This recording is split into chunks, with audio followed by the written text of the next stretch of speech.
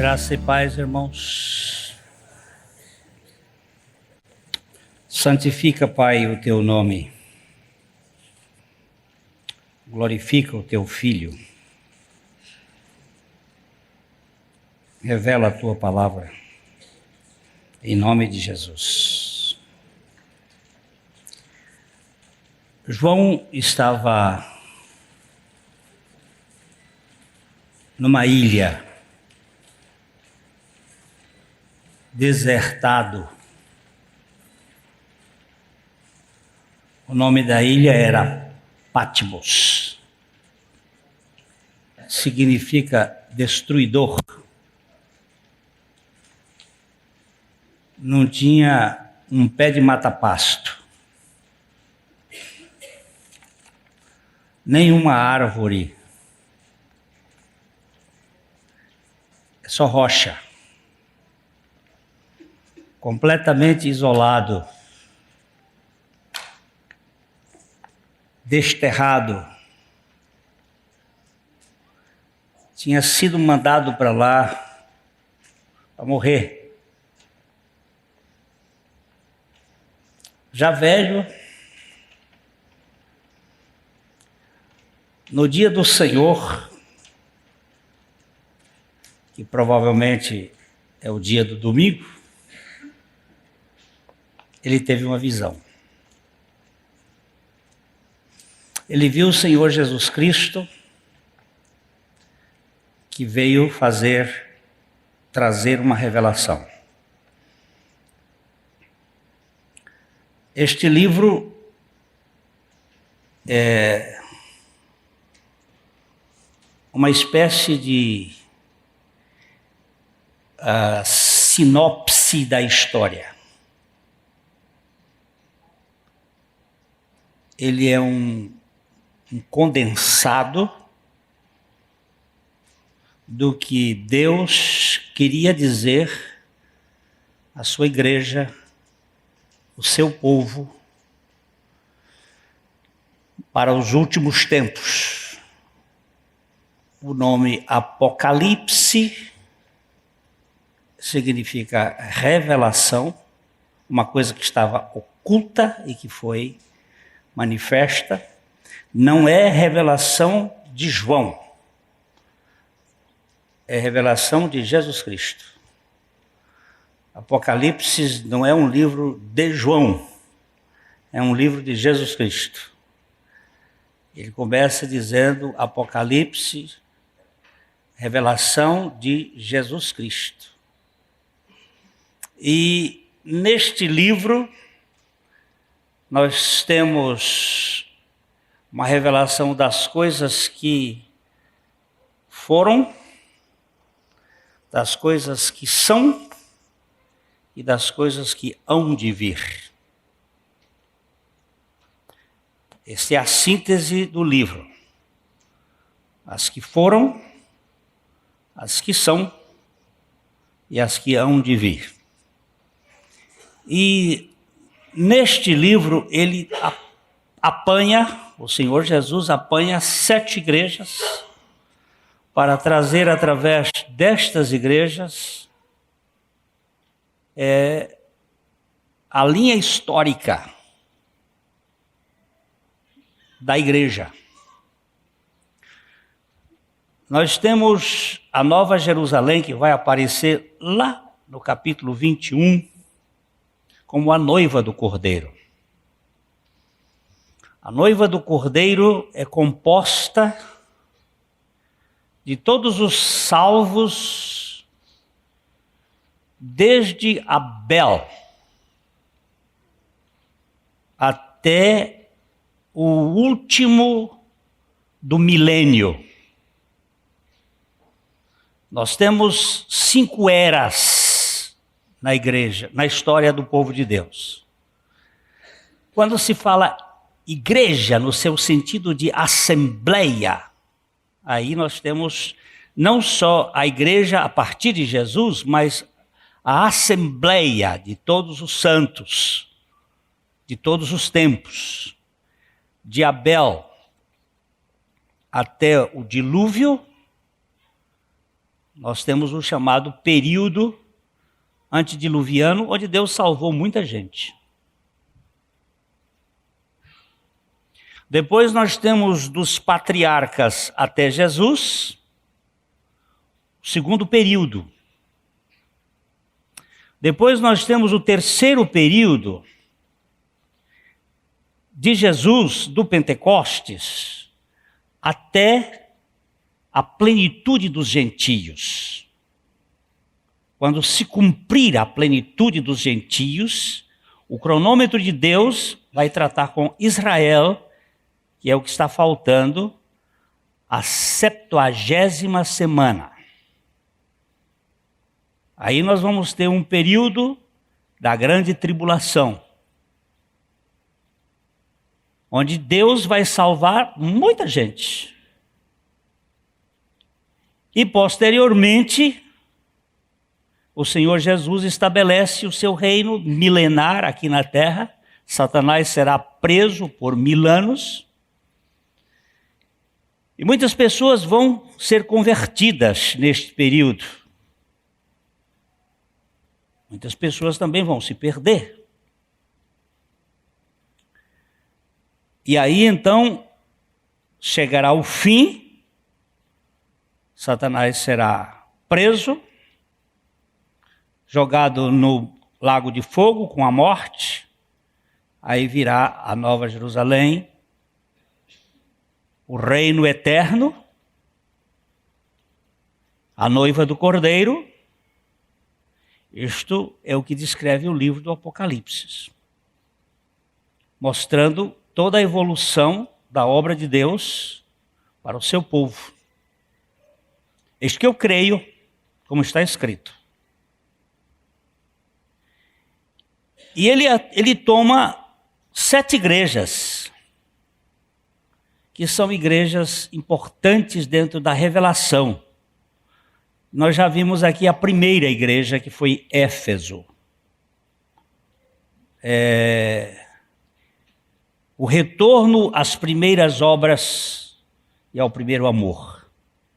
Foi o assunto que nós tratamos no nosso primeiro encontro sobre as 7 igrejas, que para mim, elas contêm todo o princípio da história. Hoje nós gostaríamos de olhar, não temas o que tens de sofrer, que é a igreja de Esmirna. Ao mensageiro, vamos ler juntos, quando tiver em negrito, a gente lê junto. Ao mensageiro da igreja em Esmirna escreve: estas coisas diz o primeiro e o último, que esteve morto e tornou a viver. Trata-se do Senhor Jesus.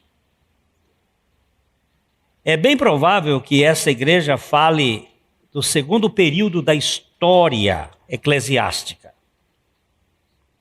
Se a igreja de Éfeso for a era apostólica, Esmirna será o tempo das vis torturas do Império Romano. E o seu nome está vinculado a mirra, uma planta amarga que aponta para as experiências dos seus sofrimentos amargosos, que vão mais ou menos até ao 4º século. Esmirna foi uma igreja de muitas peneiradas, provas. Os cristãos legítimos foram sempre sacos de pancada no cenário das perseguições. E tudo indica que não há alternativa na vida cristã autêntica. Vamos ler 2 Timóteo capítulo 3, versículo 12. Ora, todos quantos querem viver piedosamente em Cristo Jesus serão perseguidos. Por quê? Talvez porque a graça ofenda frontalmente o mérito. A santidade agrida a hipocrisia e o amor incondicional à troca de favores. O real é que a perseguição persegue os santos. Você acredita na Bíblia? Veja bem, todos quantos querem viver piedosamente em Cristo Jesus serão perseguidos. Agora, eu vou deixar um parênteses aqui. Quem persegue quem? Lembre-se que são os irmãos que perseguem os irmãos. Ou seja, os falsos irmãos são sempre perseguidores. Você nunca vai encontrar um autêntico irmão perseguindo irmão. Mas isso é o caso de Caim e Abel, é o caso de Ismael e Isaac, é o caso de Esaú e Jacó, é o caso dos irmãos e José, e aí você vai ver.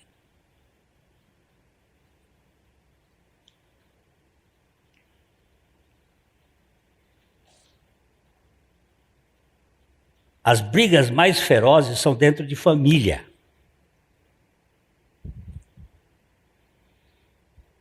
Os felinos, por exemplo, o leão, o tigre e o leopardo são visceralmente inimigos.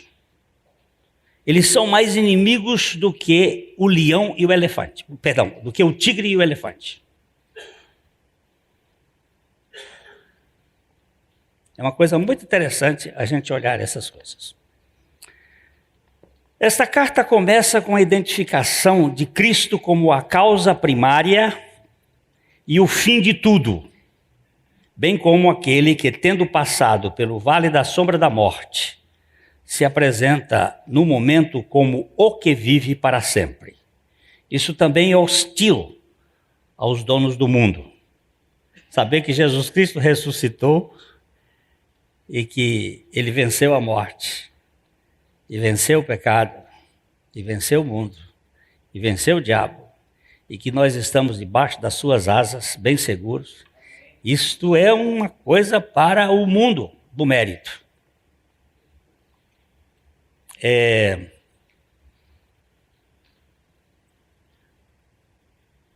Alberto Pike, um dos pais do pensamento filosófico do sistema iluminista do mundo, ele diz assim: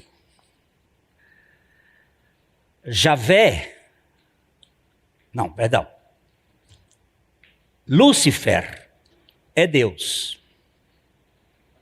Lamentavelmente, Adonai também é Deus. Mas Lúcifer vai vencer Adonai.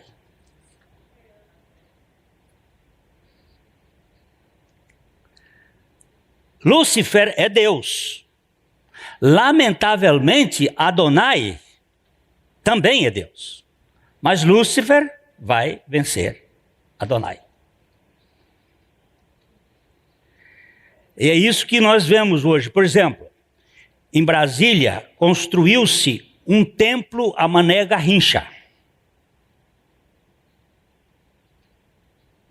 Esse é o chamado templo do humanismo. Adoração ao homem através da bola. Um dos cultos hoje é o culto do esporte, mantendo as pessoas longe da relação com Deus. O entretenimento, pão e circo, para manter a gente envolvido com tudo o que é periférico. O vexame em Esmirna vem daqueles que se declaram povo de Deus, mas fazem parte da vetusta conspiração da Babilônia. Vetusta, para quem não sabe, é velho, malforado, antigo. O Senhor explica o caso em Apocalipse 2:9. Conheço a tua tribulação, a tua pobreza, mas tu és rico, e a blasfêmia dos que a si mesmos se declaram judeus e não são, sendo antes sinagoga de Satanás. Essas tribulações decorrem do estilo de Sua Alteza o mendigo. Dessa gente pobre, mas nobre e rica de valores espirituais. Vem da inveja de Caim contra Abel. Surge da soberba que jamais pode concordar com a aceitação imerecida, além das calúnias tramadas pelos ardilosos membros das academias religiosas que visam a aprovação dos altos executivos formados nas sinagogas implantadas por esse modelo sufocante. A palavra sinagoga, ela aparece depois que o povo de Deus saiu da Babilônia. Sinagogue. Sim, professor Maurício, preposição é a ideia de conjunto. Ago, conduzir, levar. Pedagogo, quando você pega uma criança e conduz a criança. Sinagoga é o conjunto das pessoas que vão educar uma pessoa para formar uma pessoa humana poderosa.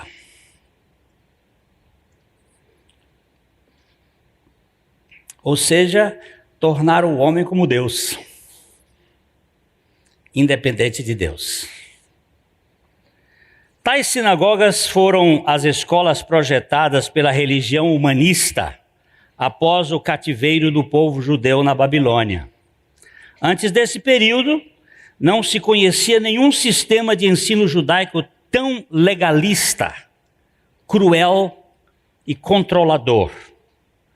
Quanta gente tem sofrido com o peso pesado da conduta externa extraída pelas tradições, ritos, regras, usos e costumes.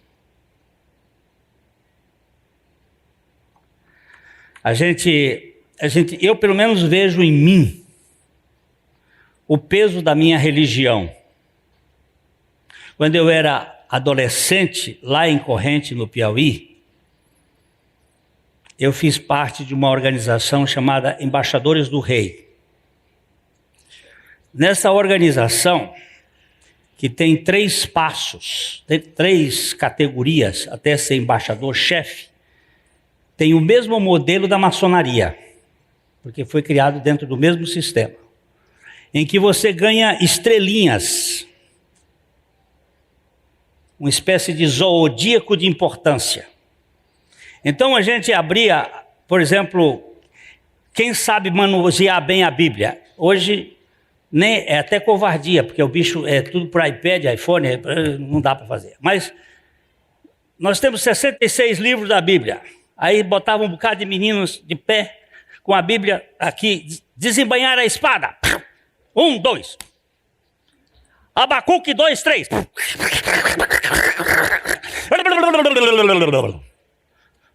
Ganhou. Para que isso? De onde vem isso?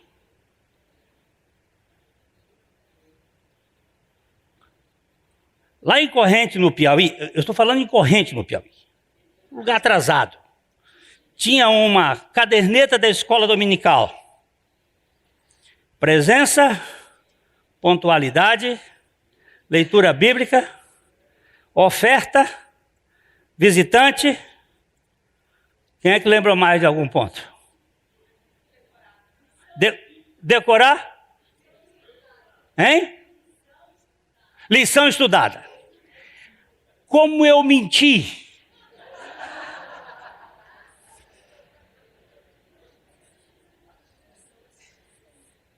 Aquilo é um sistema de desenvolver mentira. Porque eu não queria perder do outro. Eu só não podia mentir com visitante. Porque com visitante você tinha que trazer o visitante. E a oferta também não dava para mentir, você tinha que levar uns trocadinhos lá, para botar na... De onde vem isto?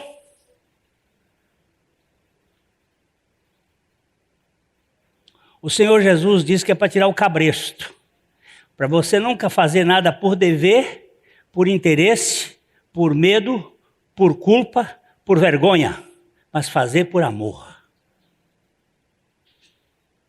Quantos aqui conheceram o painel dos dizimistas na porta da igreja? Levanta a mão.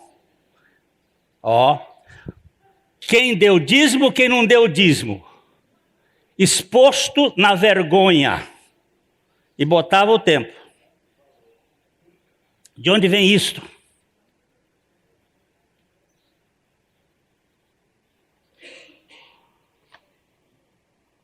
Quando tu deres a tua oferta, dizia Jesus, a tua mão esquerda não sabe o que fez a direita.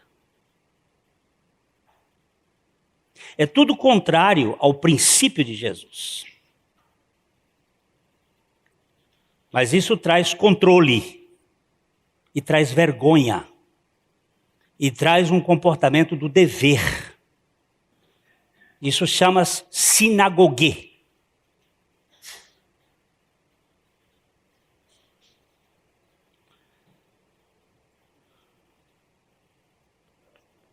Por todo lado, é bom lembrar, por outro lado, é bom lembrar ainda que foi Jesus quem declarou ser Satanás o técnico do time que joga em favor dos homens e nunca se envolveu com as coisas de Deus. Se o iluminismo humanista estiver no comando, então o cristianismo verdadeiro estará na peia.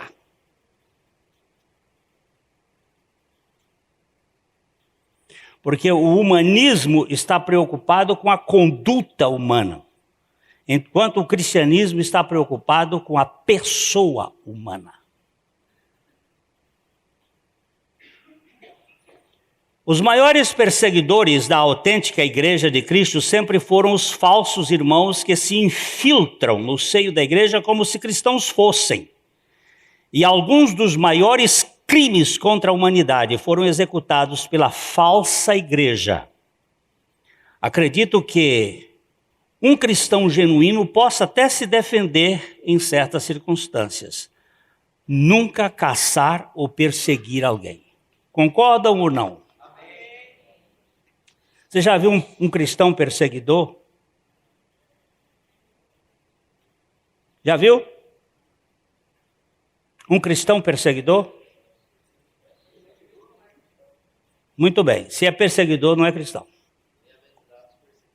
Bem-aventurados os perseguidos.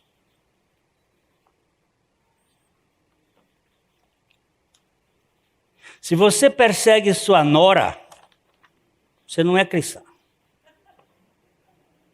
Vamos começar de dentro de casa. Vamos começar dentro com coisas comezinhas. Você pode discordar da nora, mas se você persegue, você não é cristão. Aquela irmã chegou para o pastor e disse assim: pastor, eu vou me separar do meu marido, porque eu não aguento mais viver com ele, meu marido... Ele disse uma opção de coisa, ele disse assim: minha irmã, se a senhora não pode amá-lo como seu marido, ame como seu próximo. E ela disse para ele: pastor, aquilo é um traste tão ruim, que nem como próximo dá para se amar. Aí ela disse assim: olha, se não dá para amar como marido, nem amar como próximo, ame como inimigo. Porque Jesus diz: amai os vossos inimigos. Aí agora eu quero ver você sair. Não tem jeito. Mesmo que você não tenha que conviver com ele, você tem que amá-lo.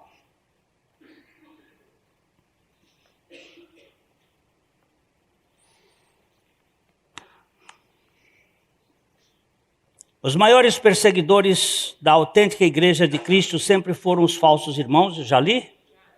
O cristianismo não é humanista. O humanismo se baseia no homem como a medida de todas as coisas.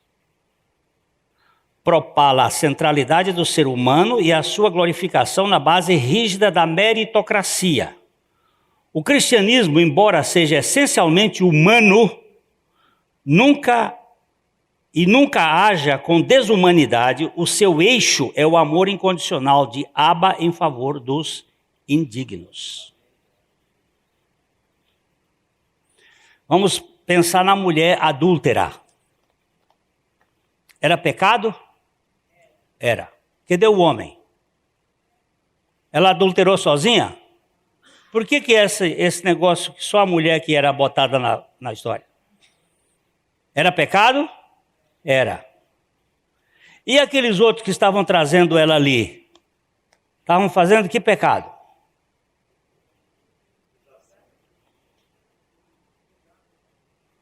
Injuriando.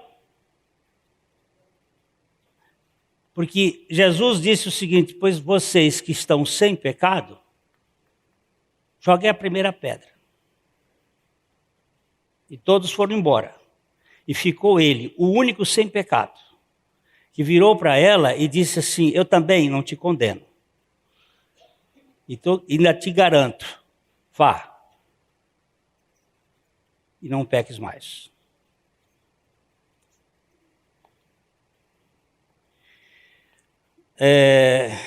Isto é uma afronta ao valor. Quer dizer, você agir em favor dos indignos, isso é uma afronta ao valor do desempenho do sujeito. Por isso essa raiva louca da religião humanista contra a aceitação imerecida do indigente miserável no banquete real. A turma que quer ter o controle não suporta os mendigos transitando no palácio do rei. Mas ele não tem dignidade, mas o digno aceitou ele. Durante o período da igreja de Esmirna, os cristãos foram açoitados com as mais cruéis perseguições. Foi a essa igreja que o Senhor sussurrou criteriosamente em Apocalipse 2:10. Não temas as coisas que tens de sofrer.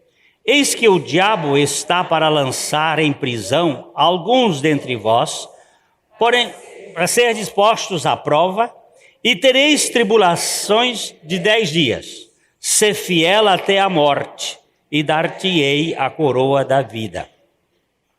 Está claro no texto que o diabo é o mentor das tribulações, mas os executores foram os Césares. Kaiser, no grego, significa senhor. Este título para os cristãos era exclusivo de Deus e o único ser humano que poderia recebê-lo seria Jesus Cristo, pois tendo passado pela morte na cruz, encontrava-se agora ressuscitado em uma dimensão além da terceira.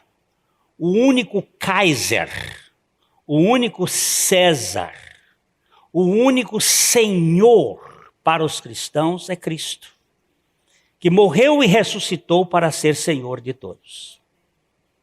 Eles muitos foram mortos naquelas arenas. Eles diziam assim: diga que César Augusto não era o caso, que Nero César é o Kaiser. Eles diziam: Nero César é o imperador, o Kaiser é Jesus. Não, diga que César é o Kaiser. Eles diziam: o Kaiser é Jesus. Aí eles soltavam os leões em cima dele, o leão matava, e eles eram mortos, mas eles não diziam que Nero era César. Nero era o imperador, Jesus é o Kaiser. Vocês se lembram que o Hitler pôs esse nome, o Führer, o Kaiser. Isso faz parte do projeto humanista do anticristo, que quer um líder mundial. O culto humanista, ou o plano da serpente, propõe divinizar o ser humano em geral e, em especial, o governante mundial. César, nesse caso, é visto como Deus e digno de toda adoração dos seus súditos. Quem não o adorasse seria perseguido e executado. Eu não sei se vocês se lembram que Kaká, o jogador de futebol, fez um gol e levantou a camisa onde dizia Jesus Cristo é o Senhor. Se lembram? E Joseph Blatter, que faz parte dos 666 homens que governam o mundo, mandou uma comissão para proibir e punir. Nenhum jogador pode levantar qualquer camisa para declarar. Aí eles põem em geral, não pode para esse, para aquele outro. Mas o problema não é para esse, para aquele outro. O problema é contra Jesus Cristo. Eu posso até admitir Buda, mas eu não posso admitir Cristo. Porque os outros todos ficaram na morte, Jesus Cristo ressuscitou. E aí é o que faz a diferença. Por entender que o único Kaiser é Jesus, a igreja nessa época foi punida com castigos severos e encurraladas em catacumbas, vivendo escondida, enquanto se fortalecia na graça do Pai. Nesse endereço de submundo, ela teve o seu apogeu de identidade cristã. Nunca o seu odre foi tão adequado como neste contexto de torturas e tormentos. Eu considero pelos historiadores, como Eusébio e alguns outros historiadores da igreja, que este período de Esmirna foi o melhor período da história da igreja. Porque ela não estava vinculada a nenhum sistema, nem judaico, nem babilônico, nem nada. Ela era um odre puramente cristão. Quem já esteve, por exemplo, não no Salve Jorge, não. Quem já esteve na Capadócia, sabe muito bem que a Capadócia tem aqueles buracos, aquelas catacumbas, onde os cristãos viviam em lugares que hoje com holofotes é difícil, se você se perder ali naqueles labirintos você não sai. E ali viveu milhares de cristãos escondidos. Milhares. Os basílios lá da Capadócia, que deixaram uma teologia muito interessante, eles contam de como os cristãos viviam naquele tempo, sendo tratados por Deus. Esse chamado período de Esmirna, o período das purificações, das perseguições, mas muito adequado. Jesus aqui estava animando a sua igreja diante das atrocidades que haveriam de passar, bem como mostrando as etapas de sofrimentos que ela enfrentaria durante 10 estágios de aflição. A história eclesiástica registra de fato que estes fatos assim aconteceram. Ele diz aqui que Satanás estava para pôr à prova e eles passariam em 10 dias de tribulações. Esses 10 dias de tribulações são 10 períodos de tribulação que a história da igreja registra. E eu aqui coloquei os 10 grandes perseguições, podem ser relacionadas desta forma. Sob Nero, de 64 a 68, sob Domiciano, de 68 a 96, sob Trajano, de 104 a 117, sob Aurélio, de 161 a 180, sobre Severo, de 200 a 211, sobre Máximo, de 235 a 237, sobre Décio, 250 a 253, sobre Valeriano, 257 a 260, sobre Aureliano, 270 a 275, Diocleciano, 303, 312, aí entrou Constantino. E Constantino diz que viu Enoque signo vincit. Sobre este signo vencerás. Era o signo da cruz. E ele então venceu, dominou, assinou um edito, tirou a igreja da clandestinidade, mas colocou a igreja debaixo das asas do babilonismo. Ela saiu da perseguição e passou a usufruir os modelos de governabilidade do mundo. E aí começou a sua perversão. No período em que João escreveu esta carta, esse livro, foi no período de Domiciano.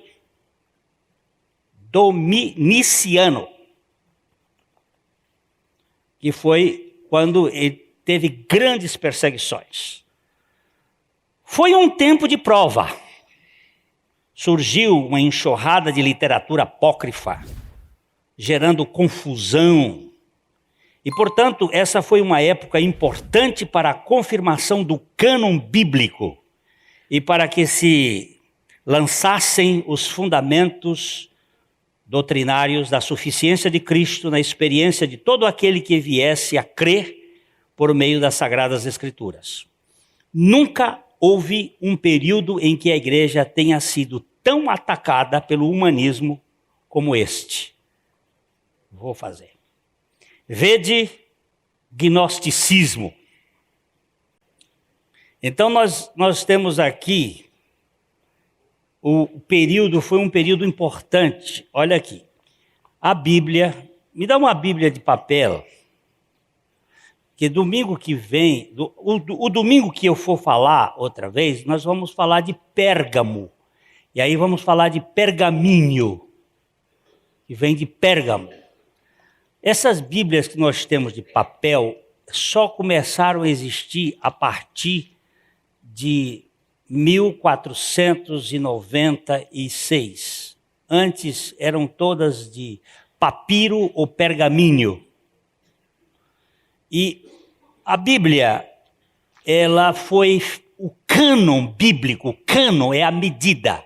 Ela foi definida neste período, cerca de até o fim do primeiro século, tinham sido escritos todos os livros que nós temos na Bíblia, que são os 66 livros da Bíblia. Os 39 do Velho e os 27 do Novo.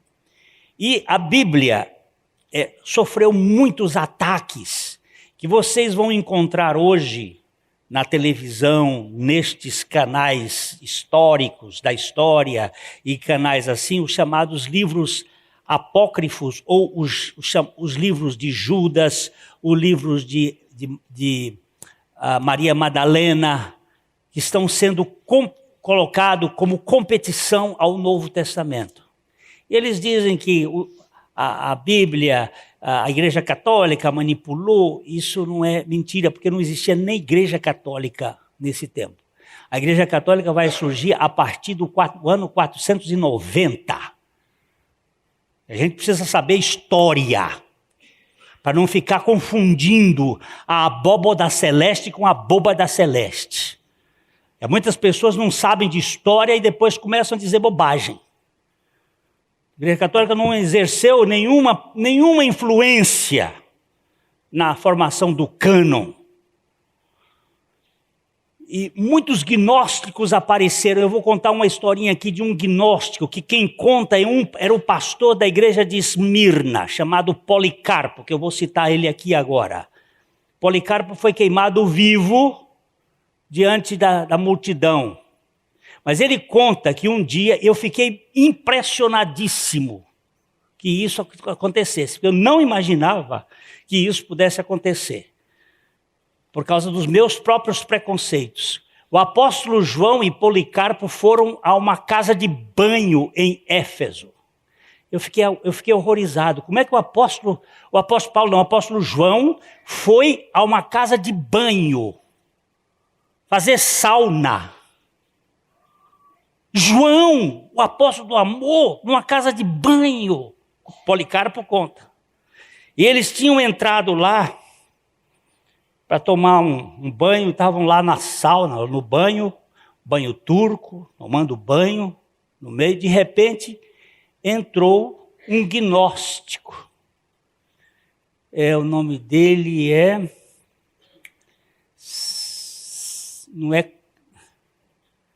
não é Cornélio, não, é um nome parecido. Entrou o gnóstico. O que são os gnósticos? São aqueles que partem do conhecimento da árvore, do conhecimento do bem e do mal, e querem interpretar Deus com a sua própria razão. Ele entrou e João disse assim: filho, para Policarpo, vamos sair que entrou um filho do diabo neste local. E ele diz na carta dele, eles não são dos nossos, porque se eles fossem dos nossos, eles permaneceriam conosco, mas eles são o anticristo. Esse gnosticismo que tenta explicar Deus pela razão.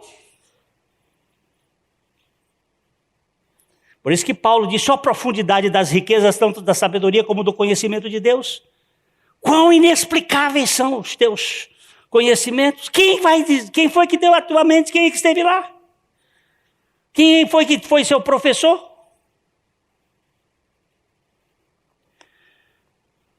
Então, foi um período de muita perseguição. Hoje nós temos os grandes ataques que vieram posteriormente com as escolas da alta crítica contra a Bíblia.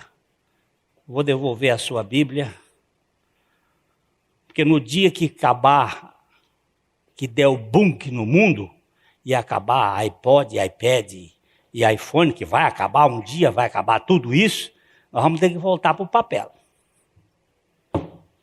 Não pense você que não vai... Já estão fazendo experimentos em muitos lugares. De repente, até aeroporto, chega lá, você não pode nem pegar avião. E um dia vai acabar tudo. E o dinheiro da sua conta vai sumir. Quando aparecer, você está de maré de si. Preste bem atenção no que eu estou dizendo.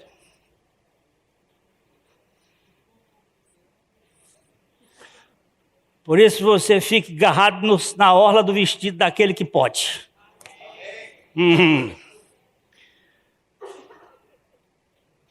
Nesta época, mas foi nesta época que o Senhor prometeu a coroa da vida a todos aqueles que fossem fiéis até a morte. Ou seja, quem já morreu com Cristo na cruz, não vende a sua alforria por nada neste mundo. Não é possível alguém ser liberto de verdade e voltar para a prisão. A morte não mata quem já morreu com Cristo. Ela é apenas um passaporte para a vida eterna. Deparamos no texto fiel até a morte como a prova dos 9 que seleciona os escolhidos. Quem for do Senhor fica firme até o fim. Quem não for, desiste diante das soveladas.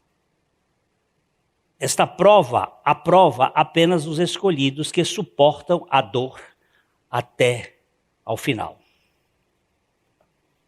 A prova da fidelidade significa verdadeiramente que aquele que recebeu a fé, que lhe foi doada por Jesus, permanece firme somente pela graça do Senhor que lhe sustenta. Não se trata de um predicado do velho homem, mas de um atributo da graça concedida aos filhos de Deus. Não é um talento de Adão, mas um dom divino aos seus santos. A fé não é nossa, ela é de Jesus. Na próxima, em Pérgamo, nós vamos dizer, eles não foram infiéis à fé que eu lhes dei. A minha fé.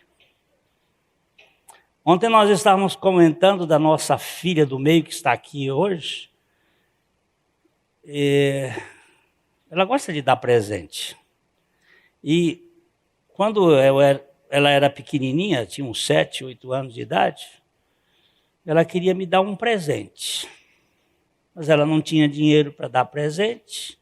E ela chegou para mim e disse: pai, eu queria lhe dar um presente, pelo dia de pai, dia qualquer coisa assim. Mas eu não tenho dinheiro. Aí eu abri a carteira, mostrei para ela assim, ela pegou a nota maior. Ela já sabia que o negócio funcionava assim. Pegou a maior nota que tinha, naquele tempo era cruzeiro, cruzado, sei lá o que era. Pegou a maior nota, aí foi com a mãe e disse para a mãe: mãe, eu quero comprar um presente para o pai. Quer dizer, na verdade, quem deu o presente fui eu. Eu me dei o presente, mas o desejo foi dela. Ora, nós como não tínhamos nem desejo de Deus, e Deus teve desejo de nós, Deus veio a nós e mudou o nosso querer, porque é Deus quem efetua em nós tanto o querer como o realizar, e nos deu a fé dele para que nós crescêssemos nele, de tal forma que a fé que ele dá não é nossa, e se torna uma coisa firme, segura, porque os dons e a vocação de Deus são irrevogáveis. Como é bom isso, não é? Você não acha bom isso, não? Uma irmãzinha me escreveu essa semana: pastor Glênio, explica como é essa história de perda da salvação. Aí eu respondi para ela: filhinha, você é filha de seu pai? Sou. E você pode deixar de ser filha de seu pai? Não. Se você não pode deixar de ser filha de seu pai, você pode sair de casa e ir embora? Posso. E seu pai pode deixar de amar você? Ela disse: fica por conta dele.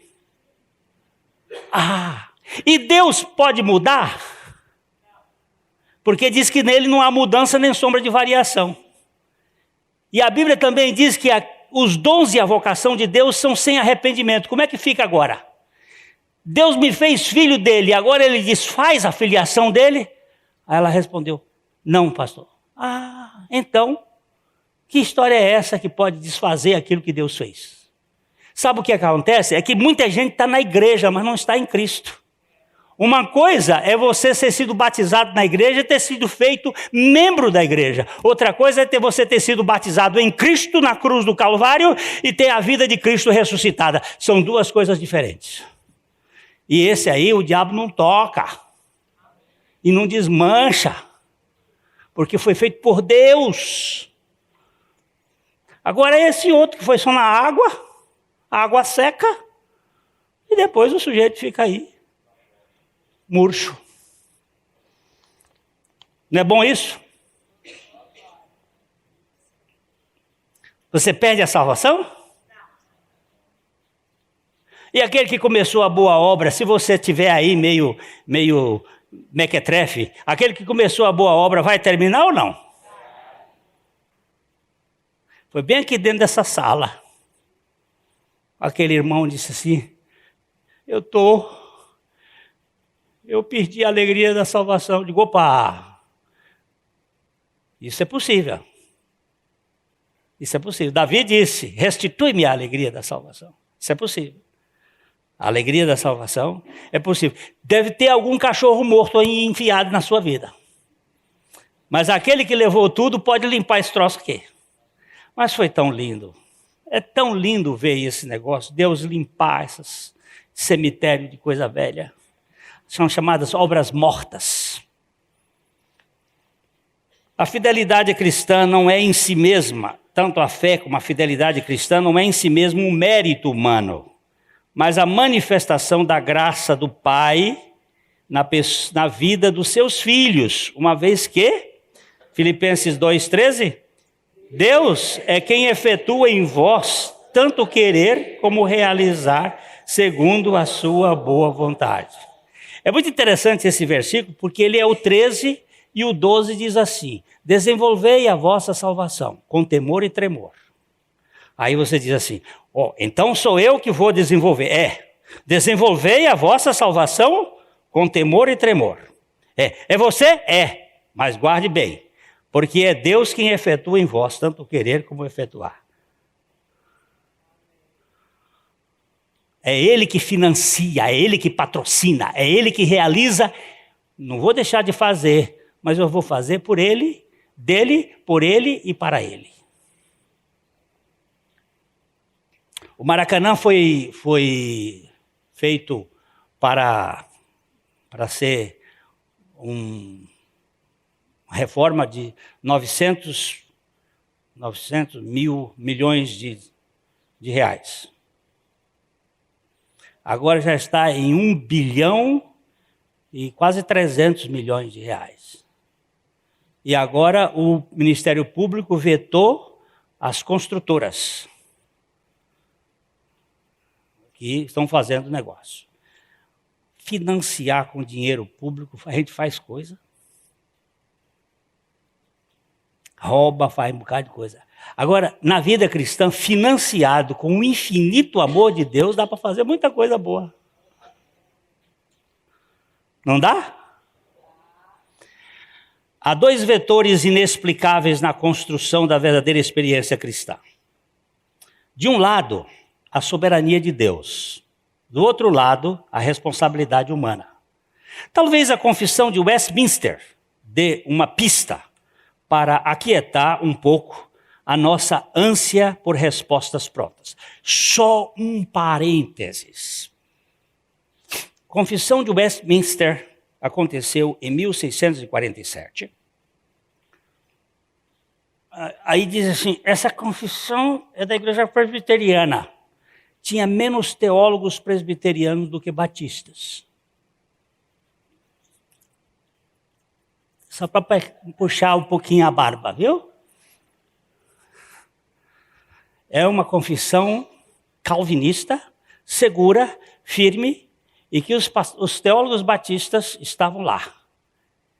Infelizmente, hoje nós somos mais arminianos do que calvinistas. Naquele tempo, para trás, nós tínhamos 90% dos batistas calvinistas e 10% arminianos. Hoje nós temos 90% dos batistas arminianos e 10% calvinistas. É por isso que a gente recebe pancada de todo lado. Porque a turma que vem das cocheiras arminianas e chegam aqui nessa igreja, vem comendo humanismo, quando chega aqui, que vê que é Deus fazendo do começo ao fim, o pau cai nas costas do velho aqui. E da turma que está caminhando. Mas olha, nós não vendemos a alma por nada neste mundo. Vou pro cacete igual o outro. O tal do Policarpo. Mas não vendo a minha alma, porque não vejo decisão humana como responsabilidade, a não ser financiada pela graça de Deus. Eu estou vendo um teólogozinho aqui, de cabeça sacudindo, ele veio de um meio arminiano, ele sofreu e ele bateu, mas está segurando, segura no pedaço. Tem uma turma aí, que a gente às vezes lá dentro do nosso conselho de pastores, a gente enfrenta as lutas. Mas enquanto tiver fôlego nessa venta, vocês podem fazer a fofoca que quiserem pelos bastidores do inferno. Mas vocês não vencem as portas da igreja de Jesus Cristo, nem que a vaca tussa. Vocês estão me escutando? Eu estou falando de coração aberto. Porque eu sei de onde vêm as coisas. Os endereços certos. Mandados. Eu queria lembrar o nome do cara, mas esqueci. Não é Cornélio. Veja a proposta. Desde a proposta de Westminster. Desde toda a eternidade, Deus, pelo muito sábio e santo conselho de sua própria vontade, ordenou livre e inalteravelmente tudo quanto acontece. Porém, de modo que nem Deus é o autor do pecado, nem violentada é a vontade da criatura, nem é tirada a liberdade ou a contingência das causas secundárias antes estabelecidas. Vamos tentar me desminchar um pouquinho mais. Desde que Deus seja a causa primária e a criatura contingente em sua volição pessoal, esteja sob os efeitos das causas secundárias, então, nem Deus em si mesmo é o autor do pecado, nem a criatura é um boneco marinete nas mãos do soberano Senhor. Eu tenho responsabilidade moral. Quem pecou foi Adão e não Deus. Mas Deus sabia que o homem ia pecar? Sabia. E por que ele criou? Porque quis? Porque ele é soberano? E desde o momento que Deus criasse qualquer coisa que fosse com vontade, estaria sujeito ao pecado. Quando a Bíblia diz assim, não diga que você é tentado por Deus, porque Deus a ninguém tenta. Cada um é tentado pela sua própria vontade, quando esta o atrai e seduz. Teve vontade? Teve. Robô tem vontade? Então, robô não pode pecar.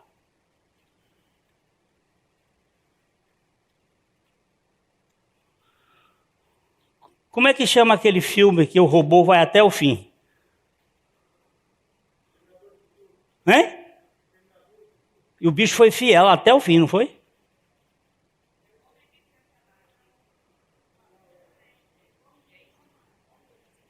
O homem o quê? Ele foi fiel até o fim, não foi? Tem umas coisas que a gente acha interessante. Um robô fiel e o homem roubou a glória de Deus. Que coisa mais interessante.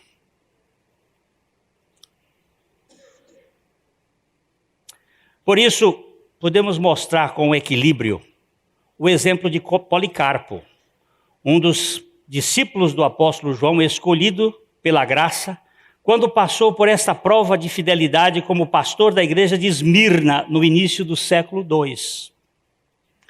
Ele foi queimado vivo em praça pública, depois de ser exortado a negar a sua fé. Mas tanto o imperativo para ser fiel, como a obediência estavam atrelados ao governo divino em sua vida. Como não fora possível desfazer o chamado eficaz, não foi infactível fazê-lo retroceder de sua convicção. Mesmo sobre as ameaças sádicas que culminaram com as chamas cruéis da fogueira ardente, uma vez que Policarpo havia livremente se submetido aos desígnios supremos do conselho da vontade soberana da Trindade, ele não podia voltar atrás. Não porque não quisesse, é que a sua vontade foi conquistada pela vontade de Deus. Quando você ora o Pai Nosso, você diz assim, seja feita a tua vontade, assim no céu como é na terra. Na terra, como no céu. A comparação é aqui, não é lá. O modelo é aqui, não é lá. Assim na terra, como é no céu. Foi essa madrugada que Deus me acordou para falar isto. O modelo é a obediência do meu filho, que foi obediente até a morte, e morte de cruz. A carta termina, Apocalipse 2:11, quem tem ouvidos, ouça o que o Espírito diz às igrejas. Ao vencedor de nenhum modo sofrerá dano da segunda morte. Tem uma segunda morte, viu, querido? Onde a morte vai ser lançada com o inferno nesse lugar. O pecado, a segunda morte, que é a segunda separação, chamada separação eterna. Só para uma observaçãozinha rápida. A Bíblia fala de maior castigo. Diz que se Sodoma e Gomorra tivessem presenciado o que Cafarnaum, o que qual foram aquelas 3 cidades, gente? Corazim e Betsaida. Se aquelas 2 cidades tivessem presenciado o que Cafarnaum, Betsaida e Corazim presenciaram, eles há muito haviam se convertido, se arrependido. E aí Jesus autoriza a afirmar o seguinte: haverá maior castigo nos céus por estes do que por aqueles. Eu não quero entender isto, mas eu quero dizer o seguinte: um pastor, um pregador, que mente para o povo e que diz ao povo que é de um jeito que não é do jeito de Deus, ele vai ter um castigo maior. Deve ter uma fornalha no inferno que é mais quente do que as outras. Não vamos brincar com esse assunto, porque é um assunto que eu não entendo, mas está dito. Não diga o que a Bíblia não diz. Não diga paz, paz, quando não há paz. Então, o vencedor de modo nenhum sofrerá dano na segunda morte. Isso significa que para ouvir é preciso ter ouvidos, dados pelo Senhor capazes de ouvir.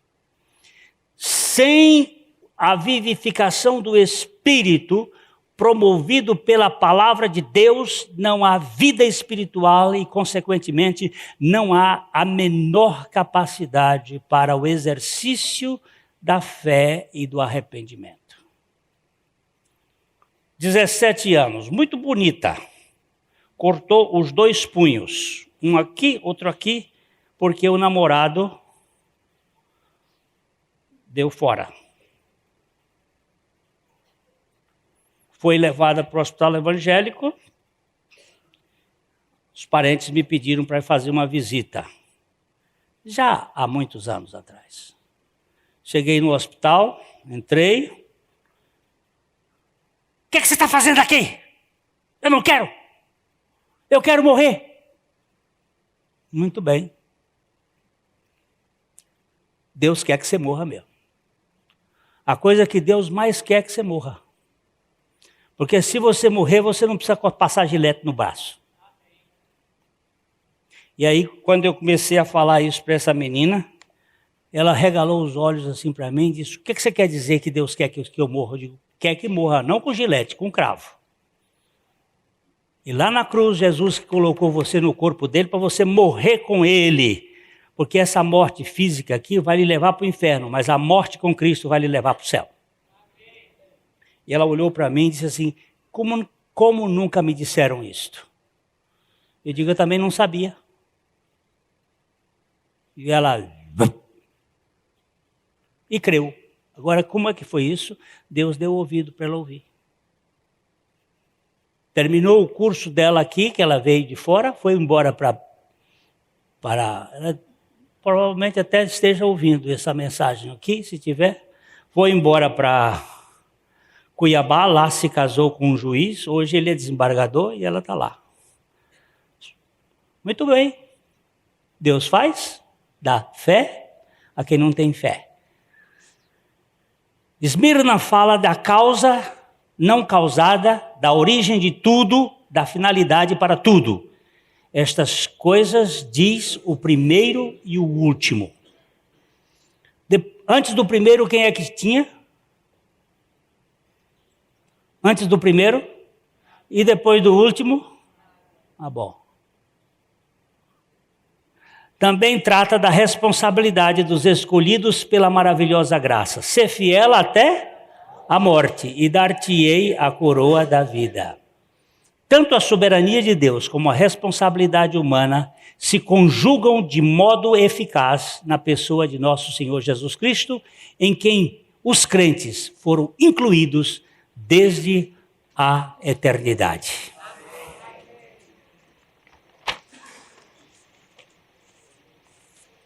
Que Deus nos dê graça a crer no que a palavra dele diz.